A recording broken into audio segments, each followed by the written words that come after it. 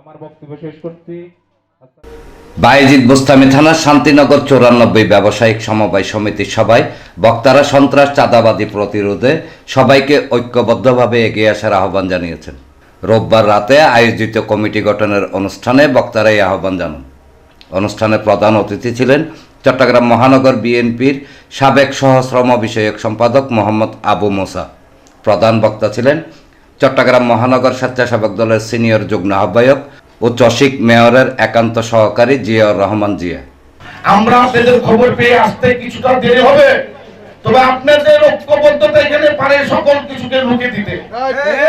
আপনাদের ঐক্যবদ্ধতা থেকে আমরা আপনাদেরকে সহযোগিতা করব।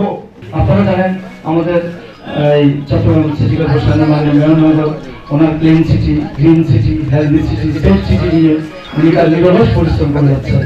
আসলে ক্লিন সিটিটা এটা হচ্ছে ক্লিন সিটি শহরটাকে পরিষ্কার করলে হবে না, আপনার শহর পরিষ্কার করার আগে আপনাকে মন মানসিকতা পরিষ্কার করতে হবে। আপনার যদি মন পরিষ্কার থাকে তাহলে কিন্তু শহর অটোমেটিক সুন্দর হয়ে যাবে। আমিন শিল্প অঞ্চল 43 নং সাংগঠনিক ওয়ার্ড স্বেচ্ছাসেবক দলের সদস্য সচিব মোহাম্মদ মামুন খন্দকারের সভাপতিত্বে এবং ওয়ার্ড বিএনপির সদস্য শওকত আজিজের সঞ্চালনায় অনুষ্ঠানে বিশেষ অতিথি ছিলেন পাঁচলাইশ থানা বিএনপির সাবেক গবেষণা বিষয়ক সম্পাদক হাফিজউদ্দিন জান্টু, ওয়ার্ড বিএনপির যুগ্ম আহ্বায়ক আবুল কাশেম, বিশিষ্ট শিল্পপতি এম এ সেলিম, পাঁচলাইশ থানা বিএনপির সাবেক সহসভাপতি আবুল বশর, বিশিষ্ট ব্যবসায়ী আব্দুল মালেক, তাজুল ইসলাম, ওয়ার্ড বিএনপির সদস্য সৈয়দ বাচ্চা, ওয়ার্ড স্বেচ্ছাসেবক দলের আহ্বায়ক খাজা মোহাম্মদ স্বপন, দপ্তরের দায়িত্বপ্রাপ্ত ডাক্তার মহিবুল আলম, শান্তিনগর খাজা গরিবে নওয়াজ শাহী জামে মসজিদের পেশ ইমাম মোহাম্মদ অলিউল্লাহ, নগর বাস্তাহারা দলের সভাপতি বোরহানুদ্দিন জিয়া, নগর কৃষক দলের সাবেক সদস্য কাজী মোহাম্মদ শাহ আলম, পাঁচলাইশ থানা যুব দলের সাবেক যুগ্ম আহ্বায়ক মোহাম্মদ হুমায়ুন সহ আরো অনেকে। ব্যবসায়িক ক্ষুদ্র ব্যবসায়িক সমিতির উদ্যোগে আজকে যে কমিটি হতে যাচ্ছে তাদেরকে সাধুবাদ জানাই, অভিনন্দন জানাই।